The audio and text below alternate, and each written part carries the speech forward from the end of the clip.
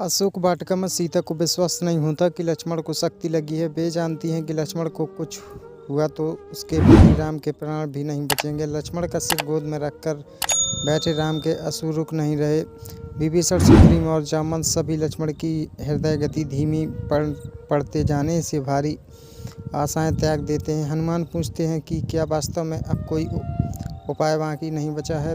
विभीषण कहते हैं कि लंका की वनस्पति प्रयोगशाला में रहने वाले वैद्यराज सुषेण लक्ष्मण का उपचार कर सकते हैं, किंतु उन्हें वहां से लाना असंभव है। इस असंभव को संभव करने के लिए हनुमान लंका में जाते हैं और वैद्य सुषेण को उसके भवन सहित उठा ले आते हैं। सुषेण अपने देश के शत्रु यानी लक्ष्मण का उपचार करने से इनकार कर देते हैं। तब विभीषण उनसे कहते हैं कि देशभक्ति से ऊपर वैद्य का श्राप धर्म रोगी की पीड़ा हरना होता है। सुषेण लक्ष्मण का नारी परीक्षण करते हैं। वे कहते हैं कि यदि लक्ष्मण को जीवित बचाना है तो सूर्योदय से पहले हिमालय पर्वत से मृत संजीवनी बूटी लानी होगी।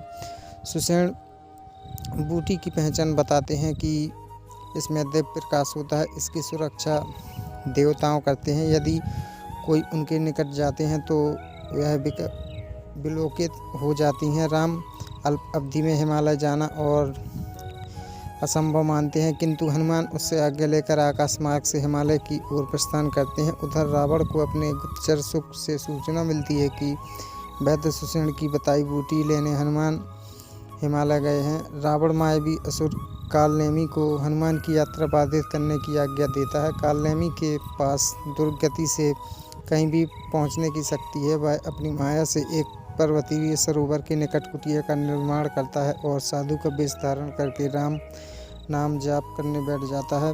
हनुमान उनसे कोई राम भक्त साधु समझकर वहां ठहरते हैं।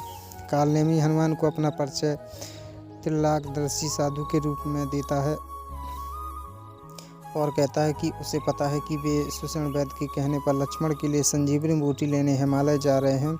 मायावी असुर कालनेमी हनुमान को विलंबित करना चाहता है, इसलिए वह कहते हैं कि यह प्रभु इच्छा है कि हनुमान यहाँ कुछ देर रुक कर विश्राम करे। वह यह भी कहता है कि हनुमान स्नान ध्यान करके आए। वह अपने तपोबल से उन्हें कुछ भी पल में हिमालय की कंधारों में पहुँचा देगा। हनुमान धूर्त कालनेमी के जाल में फंस जाते हैं।